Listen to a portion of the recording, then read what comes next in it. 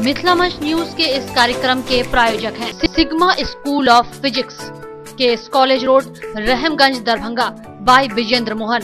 हमारे यहाँ 11-12 के साथ साथ मेडिकल इंजीनियरिंग टेस्ट परीक्षा की भी तैयारी करवाई जाती है। जल्द संपर्क करें सिग्मा स्कूल ऑफ फिजिक्स के college road, Rahamganj, Darbhanga. Pioneer English classes new Ganga Sagar colony, +2 Sarvodaya high school के बगल में बाय जी.के. झा। हमारे यहाँ 11वीं 12वीं के साथ साथ सभी प्रतियोगी परीक्षा की भी तैयारी करवाई जाती है। जल्द संपर्क करें। Pioneer English classes, locus classes math by Alok Kumar, Bengali Tola और मौलागंज में स्थित। जल्द संपर्क करें। Astha mathematics classes, Bhatiyari Sarai, Darbhanga. Director engineer Prem Kumar. अब दरभंगा में कोटा जैसी पढ़ाई। जल्द संपर्क करें Astha mathematics. Edge mathematics, Khan Chowk, main road, Maulaganj, Darbhanga by R K. Jha. हमारे यहाँ 11वीं 12वीं के साथ साथ सभी प्रतियोगी परीक्षा की भी तैयारी करवाई जाती है। जल्द संपर्क करें as mathematics. Vidya Vihar coaching centre, Patel चौक, नाका नंबर 2, दरभंगा। हमारे यहाँ 1 से 10 तक की सभी विषयों की पढ़ाई एवं पॉलिटेक्निक, ITI एवं अन्य प्रतियोगी परीक्षा की विशेष रूप से तैयारी करवाई जाती है। Vidya Vihar coaching centre. कवि उपेंद्र विद्यालंकर चेतना समिति के तत्वाधान में रविवार को शिवाजी नगर स्थित नमो पाठशाला में कवि नरेंद्र मोहन सिन्हा की पुण्यतिथि मनाई गई, जिसकी अध्यक्षता डॉक्टर हीरालाल सहनी ने की। इस अवसर पर बतौर मुख्य अतिथि कवि विद्या कुमार झा ने कहा कि नरेंद्र मोहन सिन्हा बहुमुखी प्रतिमा के धनी थे। वे सफल नाट्य निर्देशक, कलाकार व समाज सेवी भी थे।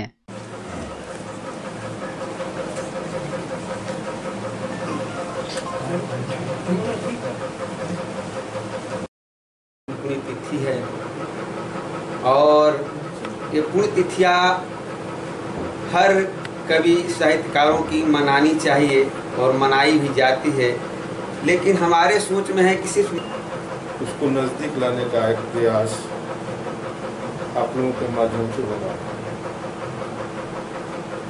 इतिहास दोहराता भी है और याद करना इसलिए जरूरी होता है क्योंकि उससे जो शिक्षा मिलती है वो जीवन को सरल और सुलभ बनाने का एक माध्यम बताती है। आज हम लोग दुर्भाग्य से इतिहास को बदलने का प्रयास कर रहे हैं। जिस महानुभाव को हम याद कर रहे हैं उन्होंने इतिहास बनाया। सिन्हा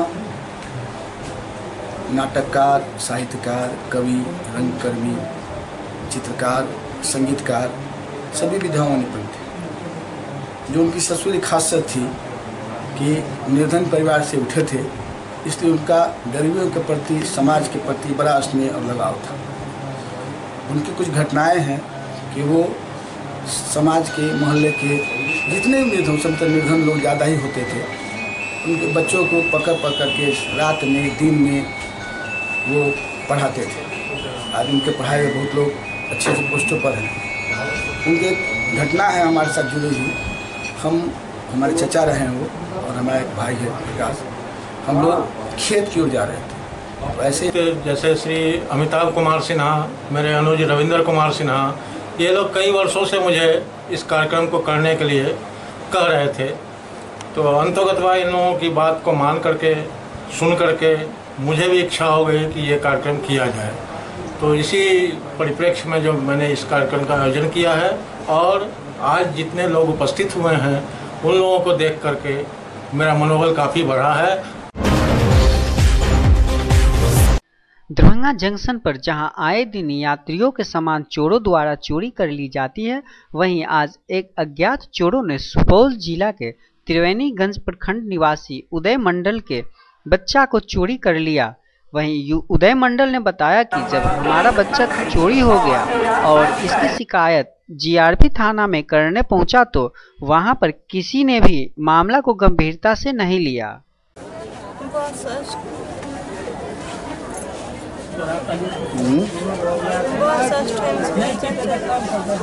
कहाँ से आ लिए त्रिवेणीगंज का जगे हुए थे तो हमारा नींद आ गया। हम सो गए, बच्चे को इस पे लिए हुए थे।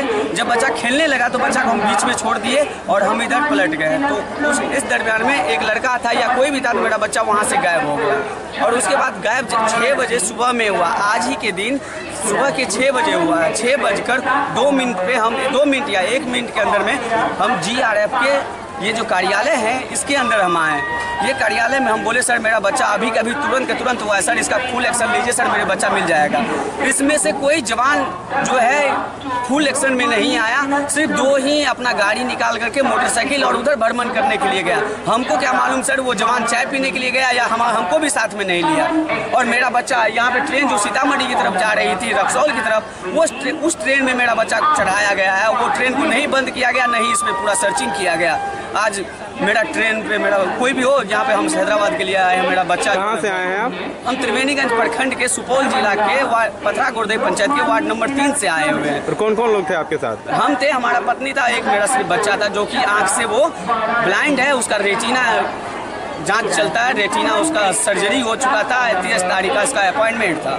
कितने साल का? वार्ड नंबर 3 प्रखंड त्रिवेणीगंज जिला सुपौल के निवासी हैं हम। हमारे भतीजा का एक लड़का था जो हैदराबाद इलाज के लिए जा रहा था अपने लड़का को लेके। 1 साल का लड़का था। आज दरभंगा रेलवे स्टेशन से करीब आज सुबह 6 बजे वो बच्चा को किसी ने गोद से उठा लिया। उनकी माँ का आंख लग गया था। आज CCTV कैमरा नहीं रहने की वजह से दरभंगा रेलवे स्टेशन पर कोई भी सुराग उस आदमी का उस बच्चे का हमें नहीं मिल रहा है। न प्रशासन को न मीडिया को किसी को नहीं मिल रहा है। किस जगह? पत्नी मिथिला भवन मिथिला हॉल है दरभंगा रेलवे स्टेशन प्लेटफॉर्म 1 पे अपने बच्चे के साथ हैदराबाद जाने के लिए ट्रेन का इंतजार कर रहे थे। इसी बीच में वो सो गए। इसी क्रम में कोई व्यक्ति जो इनके साथ एक सुनने में आया है, लोगों से पता चला करीब 1 घंटे से घुल मिल गया था। इन लोगों के सो जाने के बाद बच्चे को लेकर चला गया। आवेदन दिया गया? आवेदन अभी नहीं दिया, आवेदन लिखा है। इन लोगों का आरोप है कि CCTV का बैनर लगा हुआ, लेकिन CCTV लगा नहीं। CCTV का बैनर के लिए हम लोग सुरक्षा के क्या कार्रवाई है, निर्धात्मक कार्रवाई है। कम से कम लोगों के माइंड में एक्टिविटी के उनके माइंड में लगे कि यहाँ पर कैमरा लगा हुआ है तो कम से कम वो कोई क्राइम ना करे। हालांकि रेलवे की तरफ से कोई कैमरा उपलब्ध नहीं कराया गया। सर ये भी इन लोगों का कहना है कि ये लोग तुरंत आए थे GRP में, उस समय कोई त्वरित कार्रवाई एकदम हुई है त्वरित कार्रवाई। उनसे पूछ लीजिए, बताएं कि इधर रोड की तरफ इधर सब जगह, इधर यहाँ यूनिवर्सिटी की तरफ इधर दुनार की तरफ सब जगह देखा गया है। उनका कहना है कि ट्रेन को रुकवा के चेक करना चाहिए। ट्रेन को रुकवाने के लिए तो जितना ये है मेरे पास साधन, ट्रेन तो हमारे बस का चीज़ है नहीं कि ट्रेन को हम रुकवा के उसको तरफ से चेक करेंगे। उसमें टाइम लगता है, तो वो नहीं, वो ठीक है।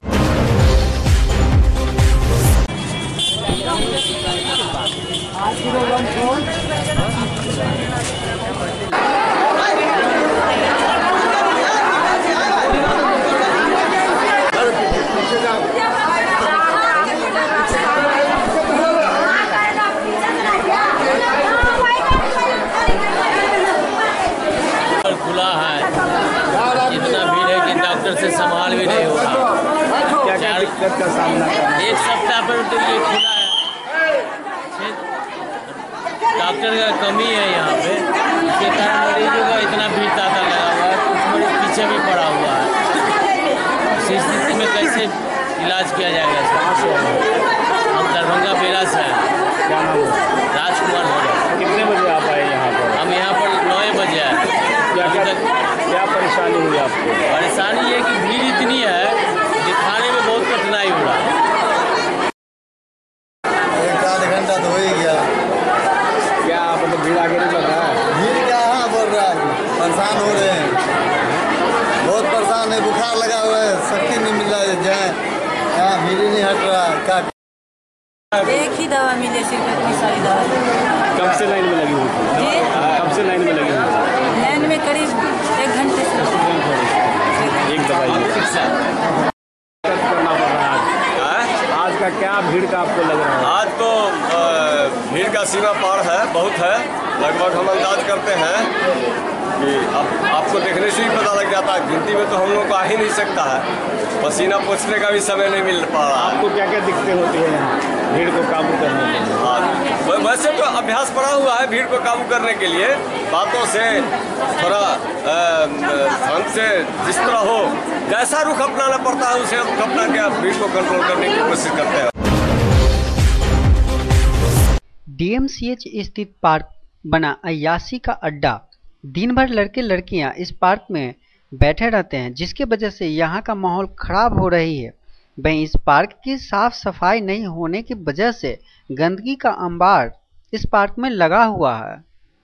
अच्छा है, लेकिन इसमें गंदगी बहुत ज़्यादा है, कचरा सब है। सबको थोड़ा साफ सफाई रहेगा ना तो और अच्छा रहेगा।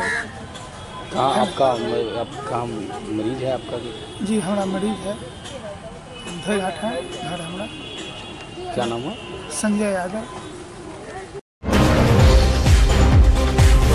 ललित नारायण मिथिला विश्वविद्यालय में विद्वत परिषद की बैठक कुलपति महोदय की अध्यक्षता में की गई।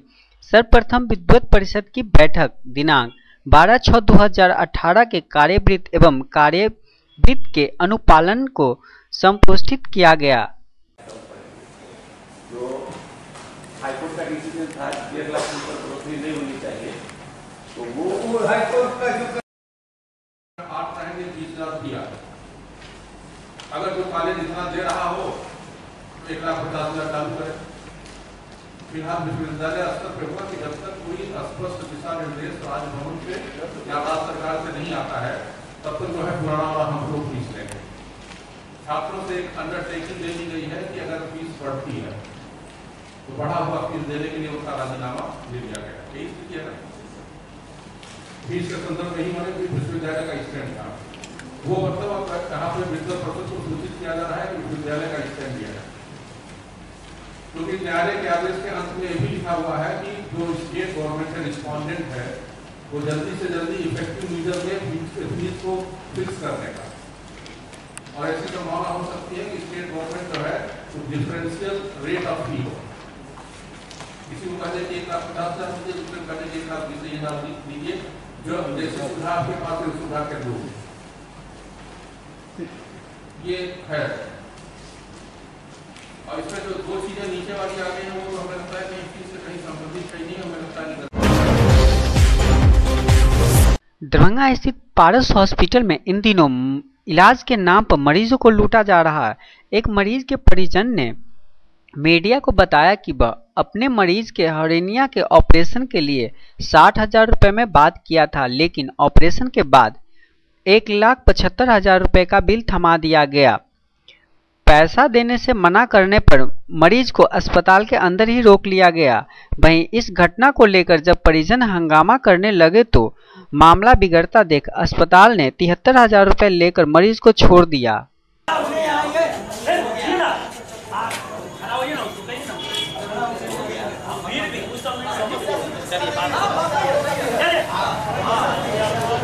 हम यहाँ ऑपरेशन में डॉक्टर ए.के. झा के रेफरेंस पर आए थे। यहाँ हमको बताया गया पहले 40 से 45,000, फिर कर दिया गया 60,000, और ऑपरेशन करने के बाद अभी हमको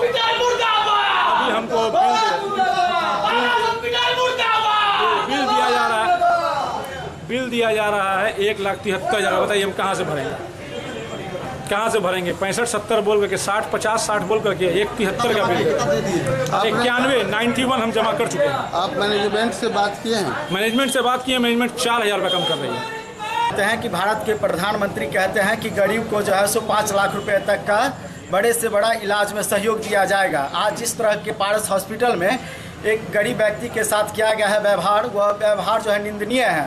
हर्निया के ऑपरेशन में उनको जो है सो पहले यहाँ के व्यवस्थापक ने बताया कि 45,000 रुपये में आपके पेशेंट का ऑपरेशन हो जाएगा, जबकि उनका 1,73,000 रुपये का बिल बना करके बोला है कि जब तक आप पेमेंट नहीं करते हैं 1,73,000 रुपये आपके पेशेंट को डिस्चार्ज नहीं किया जाएगा।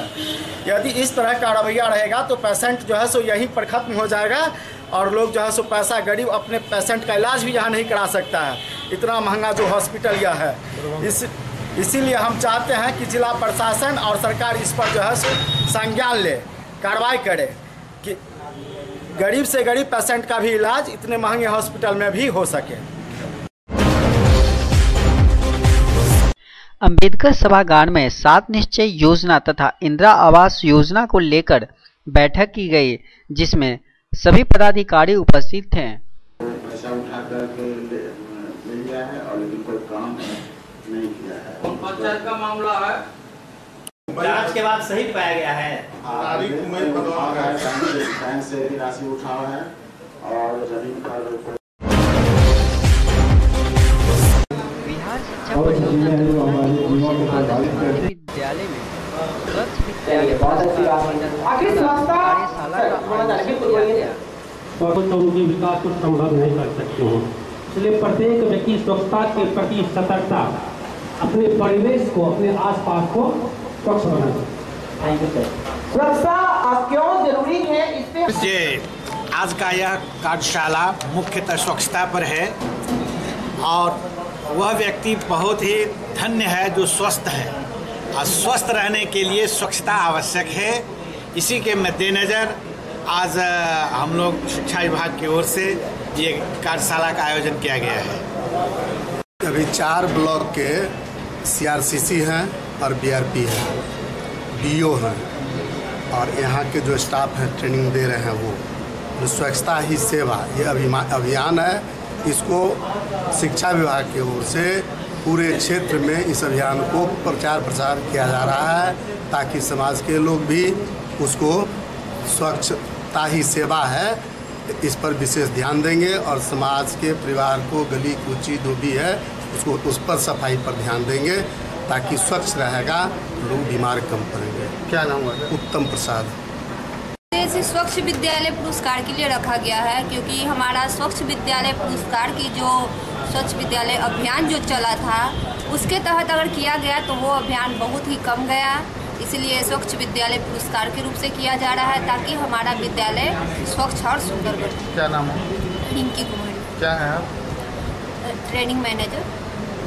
स्वच्छ विद्यालय पुरस्कार है, हमारे जितने भी 4 प्रखंड के BRP, CRC एंड BOs सभी यहाँ पे उपस्थित हुए हैं। इसके माध्यम से बच्चों को प्रेरणा मिलेगा और बच्चे अपने माध्यम से अपने माता पिता समाज को भी प्रेरणा देंगे। जो स्वच्छ रहने से ही स्वस्थ आदमी रहता है।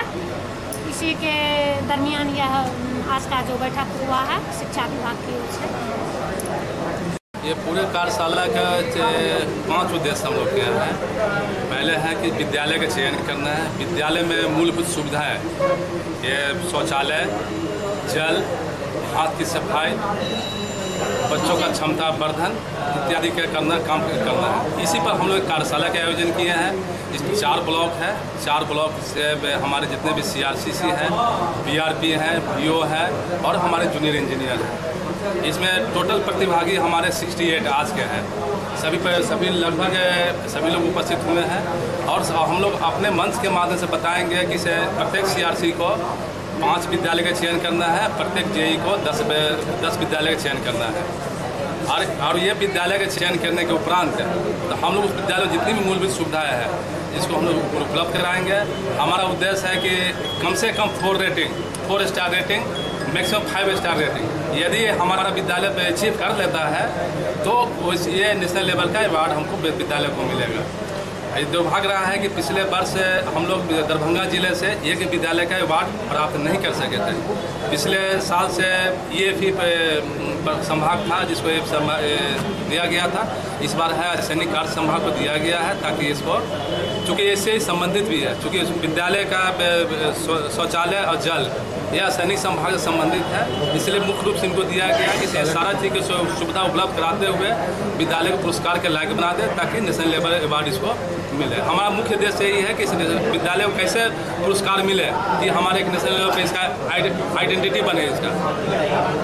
जी सर, ये जो विद्यालय का चयन है वो किस तरह से करेंगे, किनके द्वारा किया जाएगा? विद्यालय का चयन हमारे प्रत्येक CRC जो है अपने CRC अंतर्गत 5 विद्यालय का चयन करेंगे जिसमें शौचालय की सुविधा हो, नल की सुविधा हो, हाथ धुलाई के लिए अन्य सुविधा नल लगा हुआ हो और हमारे जेई जो है प्रत्येक ब्लॉक के 10 विद्यालय का चयन करेंगे और वैसे विद्यालय का चयन करना है जिसमें मूलभूत सुविधा उपलब्ध कराने में ज़्यादा कठिनाई नहीं हो।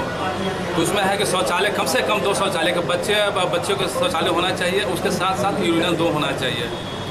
उसमें एक और हम लोग कर रहे हैं कि जैसे शौचालय बना हुआ है, यदि उसमें वेंटिलेटर का व्यवस्था नहीं है तो वहाँ वेंटिलेटर की व्यवस्था करा के हम लोग उसमें हवादार बनाएंगे, ताकि जो भी अंदर के दुर्गंध वगैरह हो वो बाहर अंदर नहीं बाहर भी चला जाए।